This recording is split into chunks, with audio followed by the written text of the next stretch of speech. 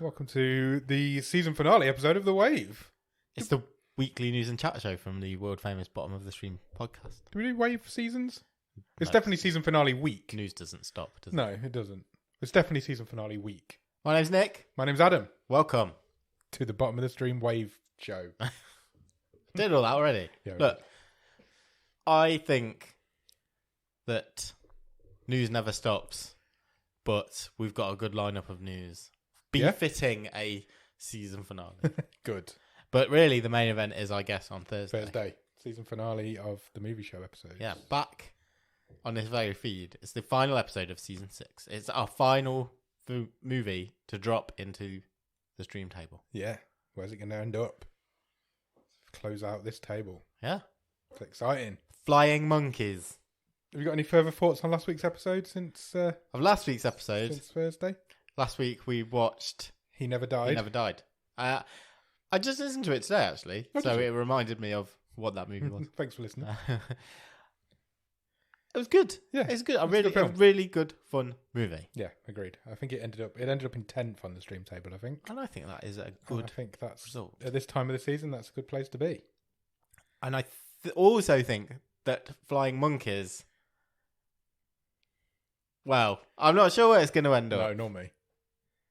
It's kind of our bread and butter, isn't it? It's kind of the sort of I film. feel it might be a mood movie. Yeah. So you're right. we'll see where we were when It's we gonna watched be- it and It's going to be an interesting one on Thursday to talk about, I think. how have we digested it since. Agreed. So yeah, come back and we'll talk all things primate. Flying primates. How are you, Nick? I'm pretty good. Yeah? Yeah, You look tired. Are you okay? I've had a long week. It's a long weekend now. Happy Easter. Yes, indeed. Happy Easter to you and to all of the... it'll be Easter Monday when this episode comes out. Happy It Easter will. to everybody. So you'll all be chomping on your chocolate eggs. Nice. You having any chocolate eggs? If someone buys me some, I haven't brought you one. I'm Okay. sorry. If I'd have thought ahead, I probably could have. that's fine. Sunday, Yep. which is in the past. Last now. Sunday. It's yesterday. Yeah. It's last evening. Yes. We've had a Bottom of the Stream watch along. Yes, of That's course. our Easter present to everyone. It is indeed. If you want to... Well, it's too late for this one, but if you want to come to the next one, you're more than welcome. Time travel's weird, isn't it? Yeah, it is. Join us in our Discord. Yeah. Details of which and the link to which are in the show notes. They should be. And you can join our little community and join future watch-alongs. Yeah. So here's past me saying I had a great time last night. And here's past me agreeing with you. Let's hope it actually happened now. So yeah, Diana the musical. I'm very excited. Can't wait. Yeah. I'm excited. How's your week been? Yeah, not too bad. Not really done a lot, I don't think. Okay. Got a new lawn mower. Nice. I've not used it yet. I was just looking out the window to check if your grass is We've got the blind open. We never record with the blinds open. Hope the neighbours don't go in the garden. petrol. No, battery. Hover? Battery. Battery Look at powered. I've you, gone into the 20th eco century. warrior. Yeah, exactly. I don't like cables, No. so everything's wireless these Yeah, days. they're just there to be run over. Got a aren't free they? strimmer with it as well. Lovely. Also battery powered. Uses Nice. the same battery as the lawnmower. Efficient. Exactly. I like. It's one of these Your brands way where of you can thinking. use the same battery for like 200 odd tools. Yeah. So it's cool. So I can start collecting those tools now. If it stops being grey and horrible, I might tackle my garden. I I might mow my thatch. It's going to be nice over the weekend. Apparently. In the weekend that's just gone, it's going to be nice in the future. I'm planning on painting my decking. Oh, lovely. So we'll see. We'll see how nice Rock and roll. it is. Yeah, I know. Living the actual dream. I've got the pressure washer ready to go. Paint each length a different colour, please. Nope. That's too much effort. Okay. It's two-tone now. It's actually going to all be the same colour. Right. That's my plan. Do it like pink and white. Like No. Candy floss. No, Okay. Fine. that's not going to Tried be my the first best. time that Candy Floss gets mentioned on this episode. Really? Weirdly enough, yeah. Wow. How strange is It's that? a small world. It is a small world. Have you got any Netflix news for me? Yeah, loads. Good. Should we crack on? Yeah, we probably should. The first one.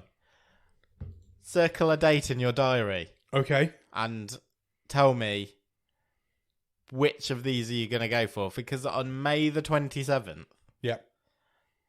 you have to choose between watching part 1 of Stranger Things season 4 Okay.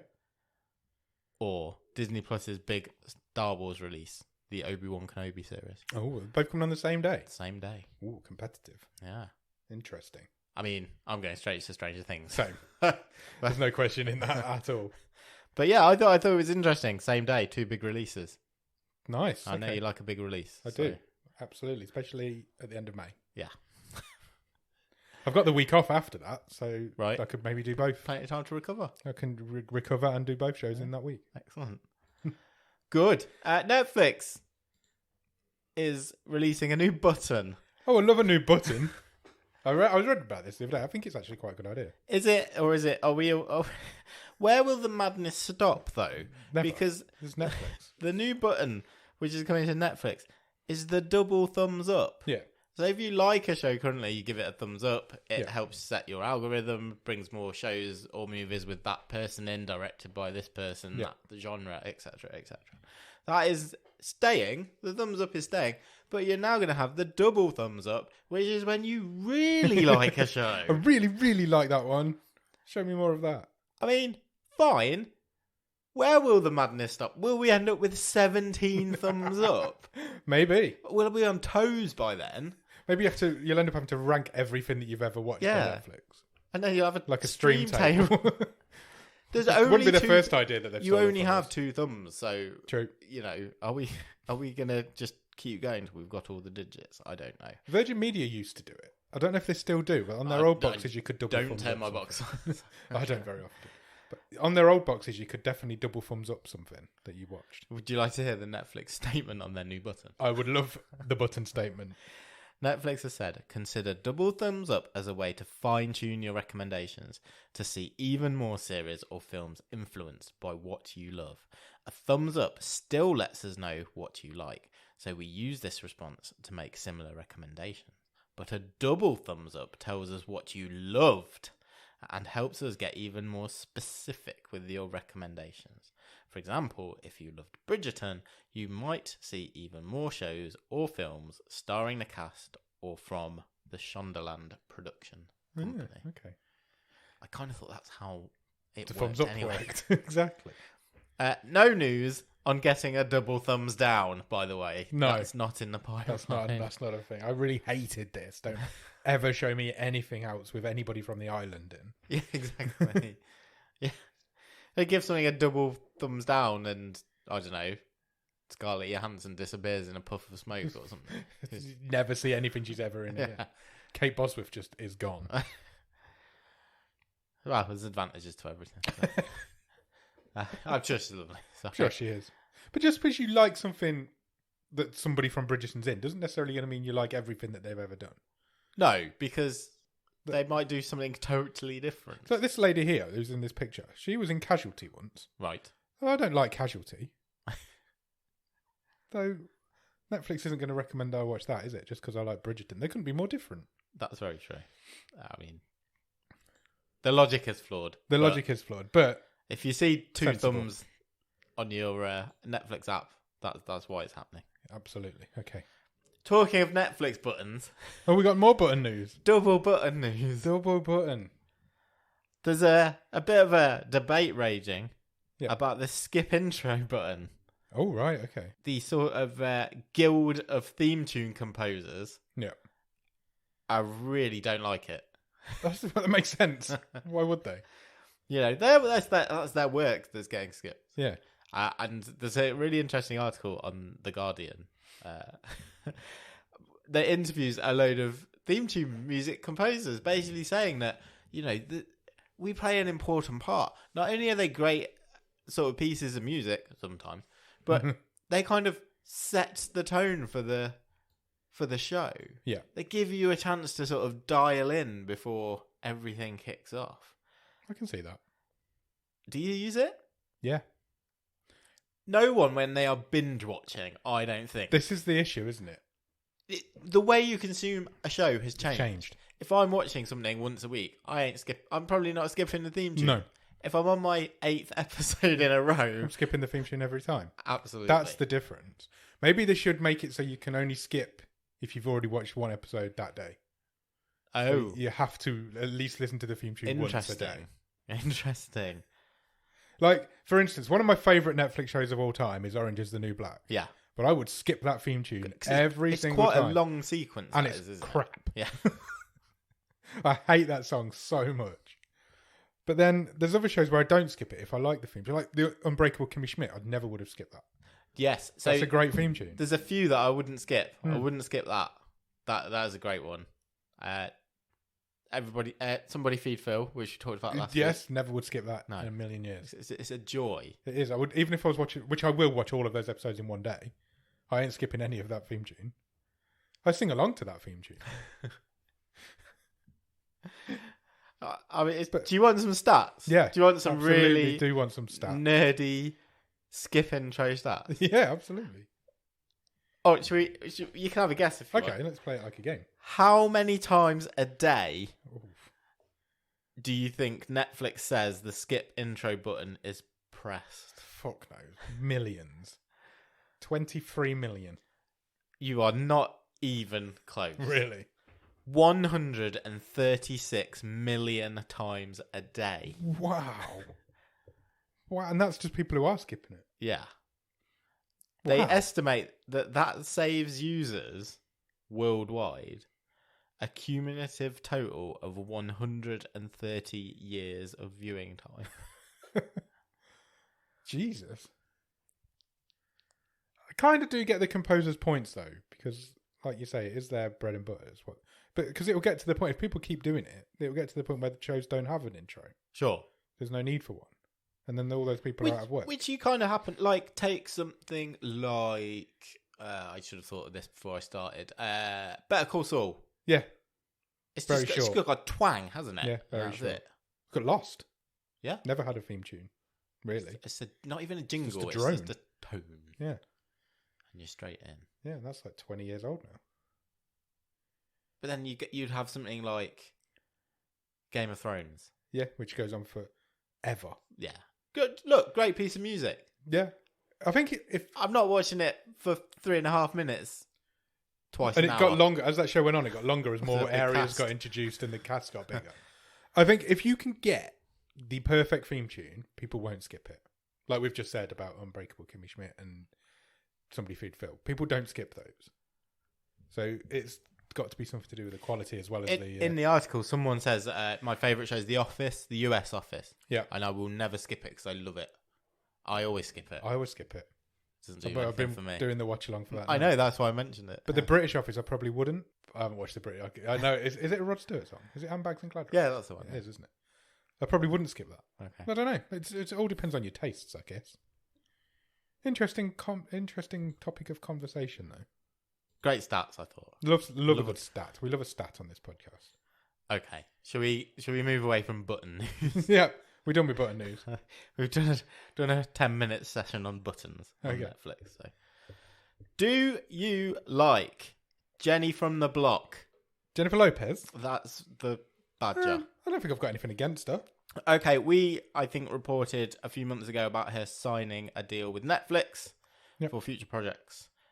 It has been announced this week that the 2022 edition of the Tribeca Film Festival will kick off on Wednesday, June the 8th, with the world premiere of a new Netflix documentary. Oh, okay. It is half-time, and it follows Jennifer Lopez as she reflects on her career as a global recording star and movie icon. Interesting. Why is it called Halftime? Is she half dead? Is she halfway there? Yeah. She's done. I don't. Oh, no. Scratch that. It's also a peek behind the curtain as she readies herself for the Super Bowl halftime show. Oh, okay. So it's... And Joe Biden's presidential inauguration. Talking of people who might nearly be dead. Wow. Sorry. I like the guy. Same. Robert De Niro is really happy.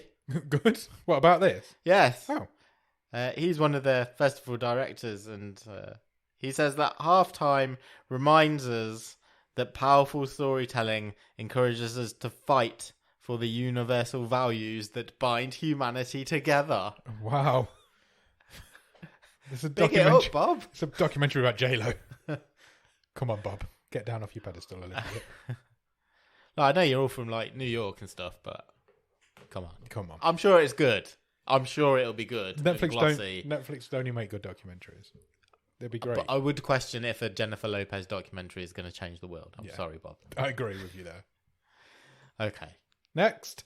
Have you heard the last week or so of this show that is catching on Netflix called Old Enough? I have heard. I've not seen it, but I have heard. Are you tempted? I will cover what it is. It's a Japanese show. Yeah. That has been running for 30 years. Yeah. And a load of episodes have just dropped on Netflix. Yeah, I've seen it. It's in the charts.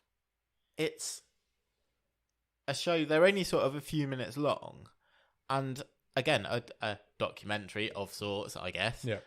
Basically, they let toddlers just out on the streets and go and do a task, and the camera sort of follows them going to do the shopping, or they've got to catch the subway on their own. Yeah. Well, I suppose they're safe if they're being filmed and everything, but it seems a bit of a strange thing. Yeah, then the parents are consorted, and and it's just like, oh, how will this kid? Will this kid be able to get 3 subway stops down home, or go and buy the fruit from the markets? Apparently, I've not checked it out yet. No, I haven't either. It is absolutely addictive. I don't understand how, but okay. It's a real sort of institution in Japan. 30 years. It is estimated a fifth of the Japanese population tunes into each broadcast. The show shows children from the ages of 2 to 4 being sent out on their own to navigate often food-related chores, such as picking up items from the grocery store or delivering items elsewhere in the town. Okay.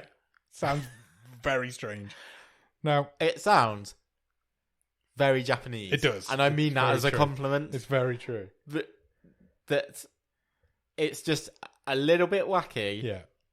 But you can kind of think, that good on you for getting that through and making a show of this concept. You've got kids. Yeah. Absolutely not. But if you knew they were going to be completely safe, how do you think your kids would get on catching a bus into town, doing some shopping and coming home? The youngest one specifically, I'm thinking of. I feel that if that happened with my youngest child, it would sort of cut to black, and then the camera would fade back up, the bus would be upturned on fire, and the town would just be smouldering, and a tyre would just roll across and she'd just walk along with a pineapple in a bag. Yeah, or something. Fine. That's exactly right. That's exactly what would happen. Maybe one of us should check it out. Let's check it out and come back and talk about it. What we did mention is this is the same child who, when we saw each other on Saturday, yes, at a small gathering, said to one of our mutual friends, challenged him to an arm wrestle, and then said, "Don't worry, I'll go easy on you," and then still beat him. Yeah. Anyway, yeah. Check out Old Enough if you want to. We should. We'll check it out and we'll come back at some point next season to talk about it. Next. Do you like Millie Bobby Brown? Absolutely. Well, then you are in luck, because she is leading a new Netflix movie called Damsel. Netflix love her, don't they? Yeah, they do. She's got Enola Holmes 2 on the way. Yep, Stranger Things. And now Damsel is also have joined the cast are Robin Wright and Ray Winston. Okay. Ray Winston, is he the best, worst actor in the world? Yep, probably. Him and Stephen Graham, maybe. Okay. Also stars Nick Robinson. Oh, I love Nick Robinson. And Angela Bassett. Oh, wow. Directed by Juan Carlos Fresnadillo, who was behind 28 Weeks Later. Damsel follows a young woman who, after agreeing to marry a prince, learns that her royal in-laws have actually recruited her as a sacrifice to pay off an ancient debt. Her not-so-happily ever after goes from bad to worse when she is thrown in a cave with a fire-breathing dragon and must rely on her wits to make it out alive. There's a real left turn at the end of that synopsis. I was not expecting a fire-breathing dragon to show up. That sounds fun. It sounds alright, doesn't it? Yeah. Why not? I think, some action chops. She can do action. Wielding a broadsword and all that sort of stuff. That sounds alright. Yeah, I'm up for it. I'm excited for that. Ray Winston will just be gruff and loud, won't he? And yeah, we'll go from there. He'll be the most cockney medieval man you've ever seen. Damsel arrives next year on Netflix. Cool. Next. Netflix has revived an animation project. Okay. That has been stuck in limbo for some time. It is the animated movie Nimona. Right. Which, by the sounds of it, has been through a right rigmarole. Right. This movie started in 2015 as a project. Wow. Was going to be directed by Patrick Osborne, who'd done some short animations for Pixar. And then the movie moved from Disney to Blue Sky Studios, which is owned by Fox. Fox was bought by Disney. Nimona was put on a shelf. Rumours that Disney ditched it because of its LGBTQA content. Right. That sounds like Disney. That's fair. So Patrick Osborne left, but the movie's back. Right. And Netflix are finishing it. Okay. They have purchased it. Nimona sees the story of a knight framed for a crime he did not commit. So far, so Netflix. The only person who can help him prove his innocent is Nimona, a shape-shifting teen who might also be the monster he has sworn to kill. Ooh. Set in a techno-medieval world, unlike anything animation has tackled before, this is a story about the labels we assign to people and the shapeshifter who refuses to be defined by anyone. Okay, that sounds more medieval. Yeah, movies. We've gone medieval all of a sudden. Is Ray Winston in this one as well? No, some of the voice talent announced: Chloe Grace Moretz, Riz Ahmed, Ballister Boldheart. Oh, that's who Riz Ahmed is playing. And Eugene Lee Yang are the only voice cast so far announced. Excellent. Keep your eyes open for that one then. That looks quite good. Sure. Someone we haven't talked about for a few weeks. Yep. And I know you've been missing. Yep. Who? Zack Snyder. Oh, yeah, I really missed him. Do you remember we talked ages ago? This was probably about when Army of the Dead came out. I think it was when he was doing the interviews promoting that. Yeah. Snyder came out and said, right, I've got my next movie lined up. Yes, he did. I'm going to rip off Star Wars. Yes. Netflix have asked me to put this movie together. I've been working on it for years and years. It's called Rebel Moon. Yeah. Basically just sounds like Star Wars. Yeah. Well, some news has come out this week. Turns out, what Snyder said was kind of true. Right. It is a Star Wars-ish movie. And the reason it sounds so much like Star Wars is that it is based on a concept that he wanted to pitch to Lucasfilm as a Star Wars movie. Oh, right, okay. So Lucasfilm went, no, that sounds shit. And then so he's gone, okay, I'll just make it 12 hours long. Just to remind anyone who's not familiar, Rebel Moon is set in a peaceful colony on the edge of the galaxy that finds itself threatened by the armies of the tyrannical Regent Balisorius. They dispatch a young woman with a mysterious past to seek out warriors from neighbouring planets to help them make a stand. Sounds very Star Wars. Very Star Wars. The cast has expanded, and that is this piece of news. We already mentioned that Sophia Boutella was playing the lead. Yeah. Now joining the cast, Charlie Hunnam. Cool. Jimon Hunsu. I don't know how you say his name. Yeah. I don't know who that is either. He was in Guardians of the Galaxy. He's been in quite a few Marvel movies. I know who he is. Yep. Jenna Malone. Okay. Ray Fisher. Wow. Rupert Friend. Okay. Cameras will roll this year. I presume we will see that next year. Zack Snyder does Star Wars coming to Netflix. Didn't he split it into 2 movies as well? I think we had that in the news a while back. Possibly. It wouldn't surprise me. I think it's been split. It's either that or it's going to be 6 hours long. Yeah. It's going to be 2 6-hour-long movies now. Harry Elwes has been cast. Carrie Elwes as well. Corey Stoll. Excellent. Excellent. Not excellent. I will not be watching that. Yeah, you will. I won't. That Oscar money started rolling in over at Apple. Okay. Well, you said that last week about something as well. Well, they're continuing to splash the cash because Tom Hanks has made an exclusive deal with Apple TV Plus. He's done a lot of work with them anyway, hasn't he? He has. Yeah. It's not exclusive. His and Gary Goetzman's production company Playtone have made an exclusive deal with Apple TV Plus. They are developing, first off, a sequel to the movie Greyhound. Okay. And Masters of the Air, which is a World War II series, kind of in the same vein as the Pacific and Band of Brothers, which Hanks was obviously involved in years ago. Yeah, coming straight to Apple TV Plus. And an agreement to have the first look of various future series, movies, ideas, documentaries. So yeah, Hanks is on the Apple train. Signing Tom Hanks for an exclusive contract, that's big. How do you like them apples? For Apple, that's big news, isn't it? Really big news. His robot movie was on there as well, wasn't it? Was. Finch. Yeah. Yeah, he loves them. Do you know what I'm really excited about? The more I hear about it. What? The Barbie movie. Same, actually. There's a lot of really good names getting put into it. Because there's been a casting update to this movie this week as well. Yeah. Will Ferrell's on board. Yeah. I can see that. In a as yet untitled role. It has been confirmed, as we suspected, that Ryan Gosling will play Ken. Okay. Which I think is excellent cast. Yeah, I agree. Also joining the cast, Simu Liu. Okay, yeah. Shang-Chi himself. Yeah. Emma Mackey. Okay. Who just seems to be everywhere. Yeah, she does. Kate McKinnon. Right. And we also mentioned, I think, last time, America Ferrera. Yeah, we did.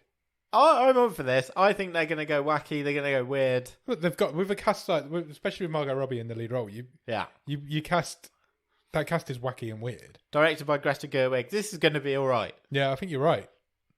I'm intrigued to see what they're doing with it. Sure. I don't know if it's going to be entirely kid appropriate. No, there's that as well. Is it going to aim at a couple of levels? Maybe. Yeah, where do you aim that? But I'm interested to see some footage from the Barbie movie. Same. Things I never thought I'd say. There we go. Do you like PlayStation? That's debatable. Okay, I feel like there's a story there. Genuinely, yes. Right? I brought a PS5. I do, yeah.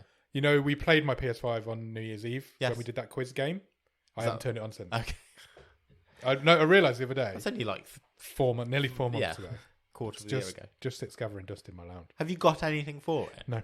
Because there's nothing for it. Oh, because there's still nothing. There's still no games for it. I'm seriously considering selling it.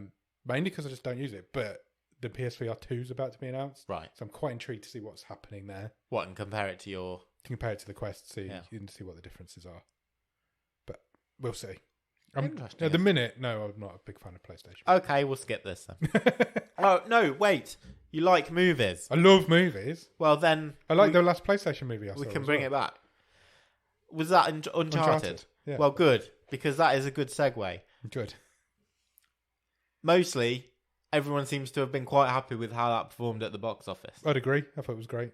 The Tom Holland effect really helped it, I think. But... Deadline has announced that everything is moving forward on the movie adaptation of Ghost of Tsushima. Tsushima. That's how you pronounce it. Well done. Thanks. I've never played Ghost of Tsushima. I know some people who have and who loved it. Same. And it is very beautifully it's a very beautiful looking game. A screenwriter has been announced, Takeshi Dosha. Okay. And a director has been announced. Okay.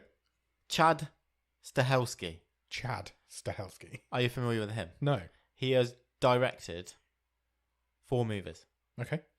Some might say one of the most successful recent franchises of all time. Okay. He helmed all the John Wicks. Oh, that's why I've not seen any John Wick. Oh, yeah. It's bad, isn't it? I think I know I'd love them. I really I do as well. Reeves. Same. I do. I don't know why. I've just never. I don't think they're on. They're not difficult to find. I could get them a paper, but they're not. They're not on a streaming service. No, I don't think they are. I don't think they are either. One of them was on Netflix for a little while. Yeah, but it was like 3. 3. Yeah. Anyway, Ghost of Tsushima set in 1274, and it's about a samurai warrior, isn't it? Yeah. Sort of seeking revenge and causing much bloodletting across feudal Japan. I mean, that's going to look beautiful, isn't it? Yeah, it could be epic. Could be a real good epic summer movie. Well, winter movie. Lots of rain and Yeah. Make beautiful it proper Japan Japanese, and- yeah. Oh, it could be great. Yeah, it could be great.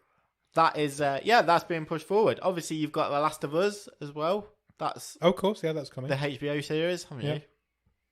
And also, closing out on the PlayStation movie adaptations, the US streaming services Peacock has ordered a live-action series based on the Twisted Metal games.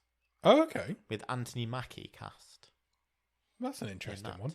I'm not familiar with those ones. No, I'm not massively familiar with them. Okay. Are they racing games? I feel like they're racing I games. thought they were.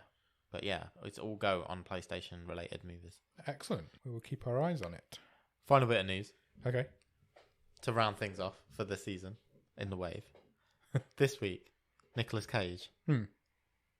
Because he has a movie coming out very shortly. He does. The Unbearable Weight of Massive Talent. I've got tickets to see it on Monday, in fact. What a lovely Easter Monday that'll be. But I'm going on my own. If I go, I'm going on my own. Yeah. It's something I've not done before. Believe it or not. Never been to cinema on my own. Really? No. So I think you'll love it. yeah, I think you're right. Well, this week, Nicolas Cage joined Reddit and he didn't ask me anything. Oh, really? Yeah. Wow. Do we want some highlights from Nicolas Cage's Ask Me Anything? Does the Pope shit in the woods? We'll do a few, and I don't think you'll be disappointed with some of the answers. Okay. So, Cage was asked, "What is the movie quote you hate most when strangers holler it at you in public?" Okay. Cage said, "I don't have a problem with any quotes. I'm glad people remember my movies." Well, that's a good answer. It's a bit of a cop out, but it's a good answer. What is your dream role that you have yet to complete? I was thinking, he's going to say Dracula. He's going to try and wind it into this movie he's got in. Have you seen the pictures of him as Dracula? Yeah. It looks incredible. It does look really good. It does look really good. He said, "I would like to play Jules Verne's Captain Nemo." I could see that. Which would be pretty cool. Yeah. Another question posed to him. "Dear Mr. Travolta, how has life changed for you since changing faces with Nicolas Cage? Do you regret the decision or would you do it again?" Cage's response, "Ha ha ha ha ha ha." Is that all he said? Yeah. Do you get the feeling that might be the thing that he hates getting quoted at him quite a lot? Possibly, yeah. Variations on that joke, yeah. "Evening, sir. What movie can you watch over and over again and still not get bored?" Please tell me what's a movie that he's in. No. Oh. Although, a movie directed by someone he's related to. Okay. Apocalypse Now and Spirited Away. Oh, really? Lovely. I can't imagine him sitting at home watching Spirited Away. This is an interesting one. I'm not going to do more. I'll do a couple more. "If only 3 of your films could be preserved for posterity, which 3 would you choose?" Oh, interesting. There's a lot to choose There is from. a lot. If he doesn't choose Face Off, then we know that he's pissed off of it. He doesn't choose Face. Is Con Air in there? No. Oh, really? Okay. So he chooses Leaving Las Vegas. He got an Oscar for He that, did. didn't Yeah. he chose 211 and what was the other one? Oh, that. What was it called? From Beyond or whatever it was called. I can't remember. Left Behind. Left Behind? No, that's not that. That's not. It's like that. It's something like that. One where he runs around in that posing pouch. pouch. No, he chose Leaving Las Vegas. He chose Pig. I can't wait to watch Pig. And I thought this was quite a surprise. He chose Bringing Out the Dead. Oh, I don't think I've seen that.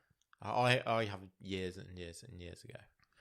Which director would you like to work with? You've not had the chance. I would love to work with Christopher Nolan and Spike Lee.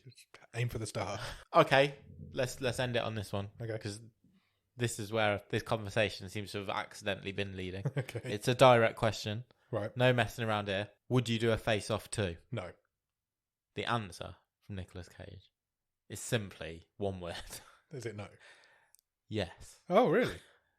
That ain't happening. John Travolta's not doing that. I've got to read this one. I've got one more. Okay. This is the last one. I saw your face light up when you read it. I got so excited. I've closed the window. I need to find it again. But this is pure Cage for me. What has been the most challenging? What has been the most challenging role to get into character each day to film? None of them. I would say that Nick Cage in The Unbearable Weight of Massive Talent was the most challenging role I had to get in character for. Because I had the added component of trying to be Nicolas Cage plus the director's version of Nicolas Cage for this movie. Must have been quite tough, to be fair. That's a good answer. There's loads more. Check it out. Definitely. What a guy. What an absolute Man the legend. myth. Living legend. Is that all your news done? That's all the news. I've got a little bit of news. Oh, brilliant. I've kept this from you a little bit because I'm a little bit surprised by it. It's not news. Okay. It's bottom of the stream related news. Brilliant. I looked at the top 10 of Netflix today, as I always do. Okay. Top 10 movies this week. Look, what's at number 8? Oh. That's on our long list. Oh, how weird. And it's been on our it's how it ends is at number 8 currently in the Netflix top 10. Okay. Is this in the UK or worldwide? This is worldwide. This is the global top 10. It's had 5.65 million views this week. But it came out, it's a Netflix original that came out in 2018. And it's been on our long list since the very beginning of the show. Why? All of a sudden it's number 8 in the top 10. Why has that happened? They must be pushing it onto people's front page, They must surely. Because you're not scrolling through pages and pages and going, oh, I fancy that Forrest Whitaker film, and I don't even know who else is in it. I can't tell who's the guy underneath the gas mask. I don't know. We're going to have to take that off our long list now. Well, that's kind of suck. What, does it suck? I don't know. It might be a terrible film. It's quite low rated on there. But yeah, isn't that weird? That's really weird. Really, really weird. Also, I went around my parents' house a couple of days ago, and they got their Netflix front page on the TV. Sure. The main film it was recommending to them, Take Me. Oh, with, okay. What's her name? Okay. Piper from Orange is the New Black. Did they double thumbs up Orange is the New Black? Maybe. I was like, why are my films got all over the shop? Well, is there something else by that director with Forrest Whitaker that people have gone, yeah, I love that. Good question. Let's have a look. I don't think and Forrest this is Whitaker's... like a offshoot of that. Is this a new variable that we're going to have to contend with on this show? Or is it just Netflix has maybe gone, oh, we've only got a few weeks left with this movie. Let's push it onto everyone's front page. May as well get some people. But it's an original. It's a Netflix original. So it's not going anywhere. I don't know. It's only rated a 5 out of 10 on IMDb.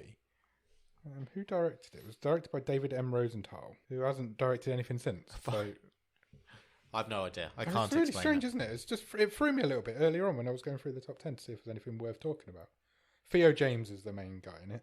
Okay. Cat Graham and Forrest Whitaker. Unexplainable. Inexplicable. Both of those things. It now has to come off our long list. Wow. And it's an OG. It's been on there since the beginning. Imagine if we'd have done it. Imagine if we'd have done that film like 2 years ago and then all of a sudden it gets into the top 10. Well, that's all right, because we could have claimed to just be ahead well, of the yeah, curve. but it's just bizarre. It threw me a little bit. So I thought It is odd. It's really odd. Yeah, it's really strange. There's 2 Shrek films in this week's top 10, by the way. Double Shrek. Shrek and Shrek Forever After still holding its way. And The Adam Project is still there at number 2. Okay. 5 weeks into its release. Still getting double figures. 10.9 million viewers this week. Have you watched anything good at the top of the stream? I've not really watched much this week, I've got to say. It's been a very busy week. Have you? Have you had you've been a busy boy? Yeah, busy boy. I'm still going on with The Last Bus. Yes, how's that going? It's very much a kids' TV show. Oh, okay, because we weren't sure last week. We weren't when you sure. told us. It's the sort of show you could watch with your kids. Right.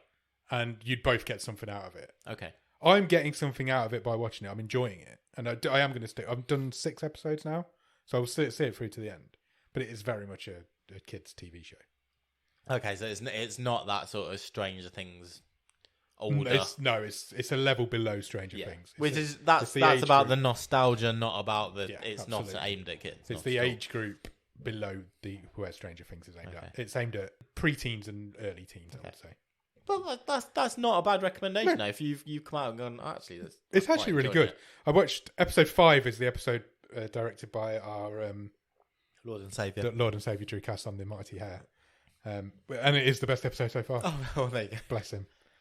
So there's a massive, great big monster that turns up in that episode. Cool. And it's really good. Some of the kids are really good. One stands out head and shoulders above the rest. Okay. But it's just how it is. That's how child actors are, isn't it? There's always one better than all the others. Sure. I'll stick with it. It's good. Nice. But it is definitely not aimed at me. Okay.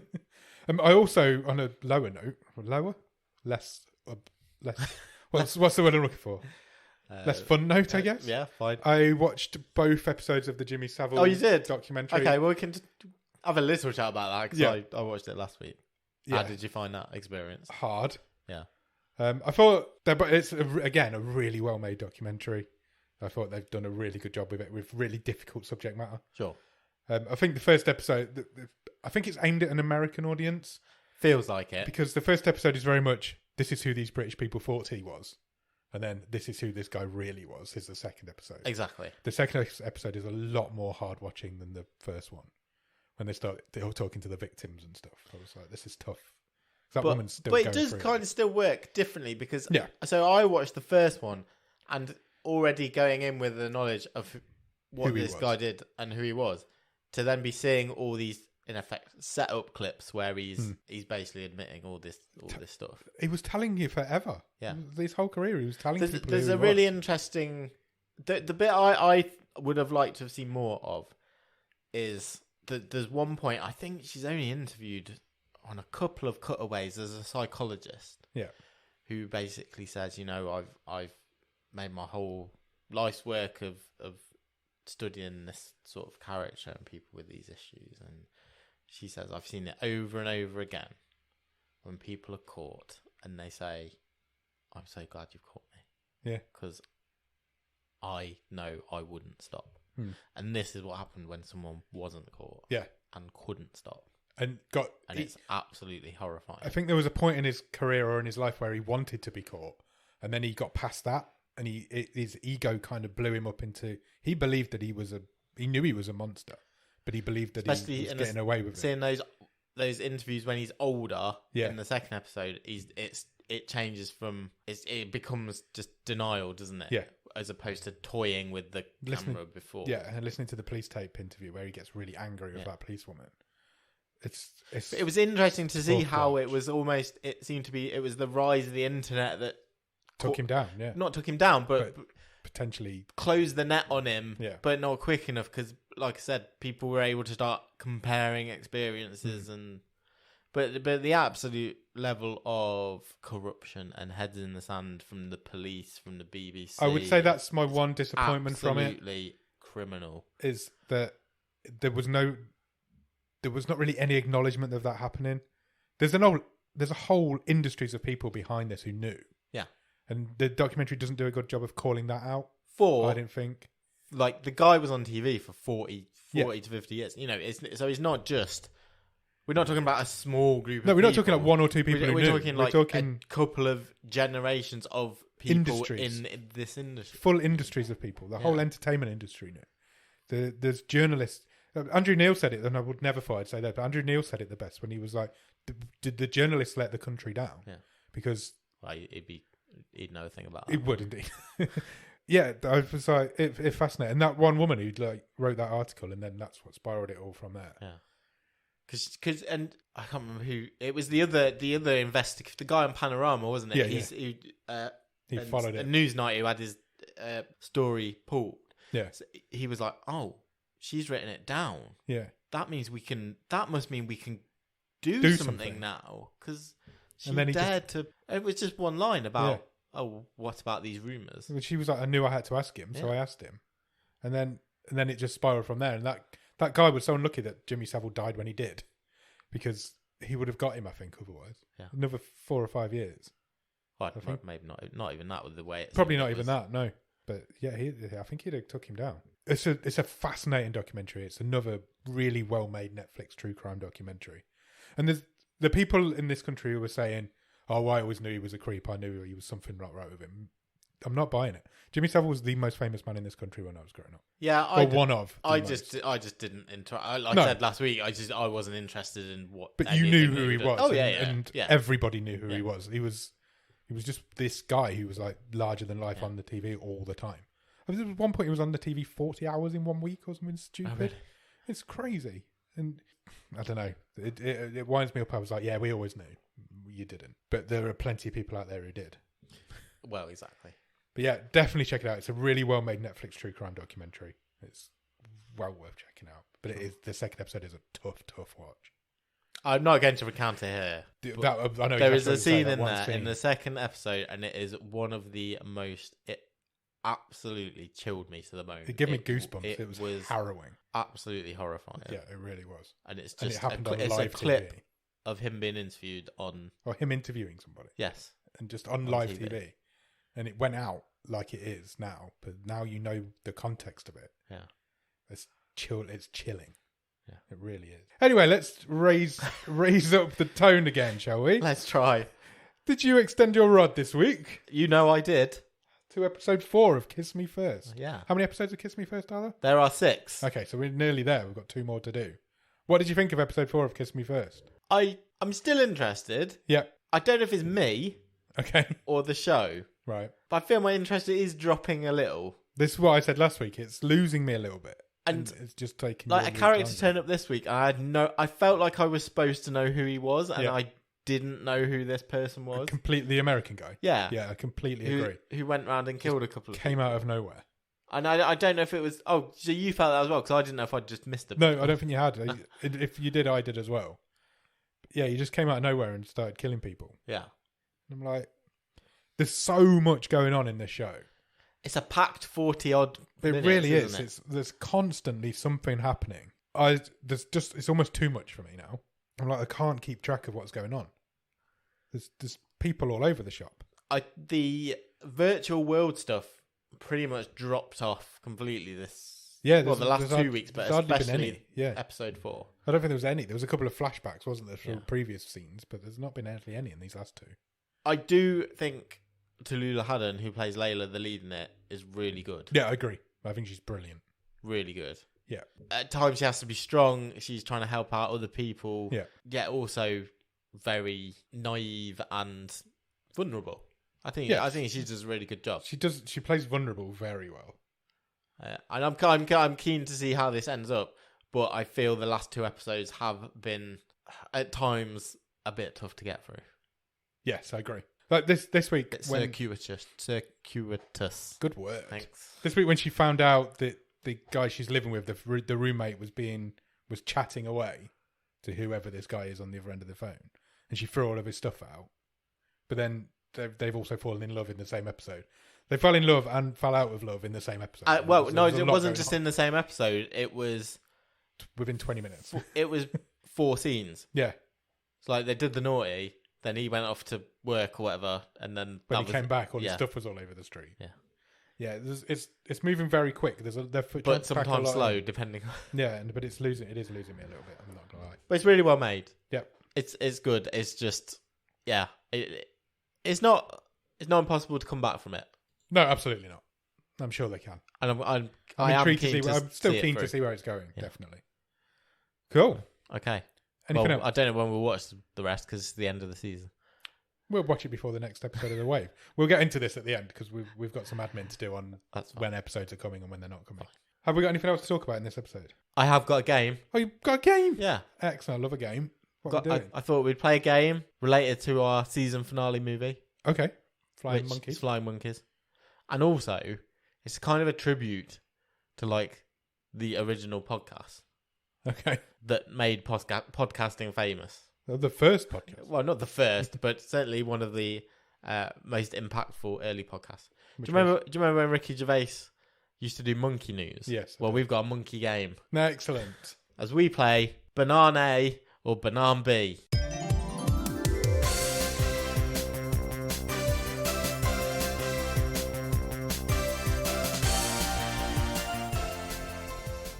Great name. Thanks. I'm excited. I like bananas. I don't know why I just said that because I don't. Do you know? I do. I think they're great. Fruits. What's your top best fruit? Raspberries. Oh, yeah. Good. Raspberries are good. I like banana flavoured things, but I don't like bananas. Okay. Strange boy. What's your favourite fruit? Strawberry. That'd be my second. I'm well into berries. Yeah. I really like berries. Blackberries, blueberries. I love bloobs. Bloobs. I love a bloob. Grapes. Are grapes a berry? Guess they are. I like a grape. What's your favourite grape? Green. I like purple. Okay. Have you tried those candy floss grapes they sell in Asda? No. They're nice. Okay. They taste like candy floss. What's with the candy floss? I don't know. I didn't mention it in when I was talking about the last bus, but there's a candy floss monster. Oh, there you go. That was the other time I was going to mention it. Fine. Yeah, Anyway. you should get some. They taste like candy floss. They're really nice. I'll try them. Really like super sweet grapes. Anyway. Monkey game. Monkey game. Right, I've got What's the rules? five monkey facts. Okay. You tell me simply, are they true or false? Cool. True is banana A, false is banana B. Okay. Shouldn't it have been banana I and banana no? Doesn't work. Does a little bit. Okay. Better than banana B. Banana no, I like. I'm going to use that instead. Or whatever you want. Who cares? Nobody. Nobody's even listening by this point. The rules are out the window. All right, let's get the show on the road. So the facts about monkeys. Yeah. Sorry, I wasn't listening. Okay, I've got it now. I mean, it's not rocket science. No, it's monkeys. Yeah. Monkey science. Okay, first one. On the Japanese island of Yakushima, macaque monkeys are known to ride deer for transport. Oh, that's well cute. In return, they groom the deer and bring them food. So they use deer. Oh, wow, that's really clever. Monkeys are clever. Deers So are cool. literally saddling up a deer and getting around. I don't imagine they're using saddles. Banana. Correct. Wow, that's cute. I like that. I think I've got a picture. I'll put it in the Discord. Picture of a monkey riding a deer. Yeah, I'm sure I have somewhere. I'm sure I saved it. So we will put. I love we that. will put that That's cute. up there Get in the this Discord. week. Get in the Discord if you want to see a monkey riding a deer. That's something I never thought I'd say. Wait, you learn something every day. I don't imagine deers in Japan either. That's weird. Okay, fine. According to a study by researchers in Utah, the louder the monkey, the smaller its testicles. Wow. Okay, that's interesting. I don't think that's true though. Banana B. It's banana. It's That's true. true. So if you're loud, you've got small testicles. Yeah. Wow. That's why people always say how quiet I am. No comment. You host a podcast. Okay, next one. One of Honduras's biggest celebrities, I'm just going to keep going, is Jacob the monkey, who works as a quality inspector at the Chiquita banana plantation. Away from his day job, Jacob has numerous TV and movie credits. I would say that's not true, but there's a lot of detail in there. And I don't know if you would have made up that much detail. So Jacob the monkey, though, that doesn't sound right. Quality inspector at a banana factory. Banana. It's banana B. You made that up? Yeah, I did. Yeah. All of it? Yeah. I got to try and throw you off the scent. You should do more writing. Okay. I've lost track of how many you've won. I think I've got more. That was my first one wrong, wasn't it? I'll have to I listen back. got the testicles right. No, you got the testicles wrong. Did I? Yeah, Okay, so I've got one right. Yeah, that's fine. You can pull it back. Okay. In 1968, U.S. airman Corey DeChambeau suffered a heart attack while flying his cargo plane into Des Moines, Iowa. Yeah. Physically incapacitated, but barely able to speak, he managed to instruct his pet monkey Pumpernickel to safely land the plane. Interviewed after the event, DeChambeau stated, "Pumpernickel must have flown a couple of hundred flights with me before that day, and I can only think he was paying more attention than I realised." Again, there's a lot of detail there, but you proved me wrong in the last one. I'd like to think that's true, that a monkey would fly a plane. But then I was really amazed when they rode a deer in the last one. There's quite a big jump between the two. Those deers are hard to steer, I think. Steer. Banana. It's banana B. You made that up as well. Wow. You throw me here. I'm like 3-1 down. Okay, last one. Good work, though. The infinite monkey theorem. Are you familiar with that? Yes. So that is that enough monkeys with enough typewriters and enough time could produce the works of Shakespeare. Yeah. That's been tried in real life. Is it actually? Yeah. Monkeys typed 5 pages of the letter S, smashed the keyboard with stones, and then took a shit on the typewriters. True or false? Oh, okay. True. That's True. definitely happened. Yeah. But it did say infinite amount of time, so eventually they would have done it. Well, that's the whole. You'd have to fix the typewriters. That's an expensive project to put together, isn't it? It is, to yeah. like add infinitum. Yeah. Where'd you get infinite monkeys from as well? Oh, exactly. And infinite. Who even has a typewriter these days? Good game. I enjoyed that. I was Okay. rubbish at it, but I enjoyed it. It's fine. We all had fun, and now we can go and watch a movie about flying monkeys. We probably should. I Flying Monkeys, this movie's called. Yeah. It's a low budget, really low budget B movie. TV movie, in fact. Yeah. But it's got Micah Monroe in it. Yeah. Who's like super famous now. Also And also super famous. What I on the like show. about this sort of movie is that you don't need a synopsis. No, You literally just need the title. it's about flying monkeys. Simple as that. Are we doing admin now? Or are we doing it on Thursday? Let's do it now because it's the wave. We'll do both. Okay. But basically, next week there will be no episodes of Bottom of the Stream. No, we're having a We're holiday. having a holiday. We're having a week off. We've thoroughly earned one after this season of films.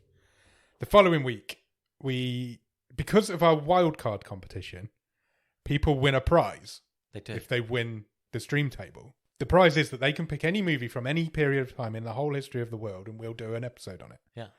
We've never fulfilled our end of the bargain on that, so we're going to fulfill our end of the bargain on that. We're going to do one. Yeah. So that Monday, I guess we'll do a mini wave plus that.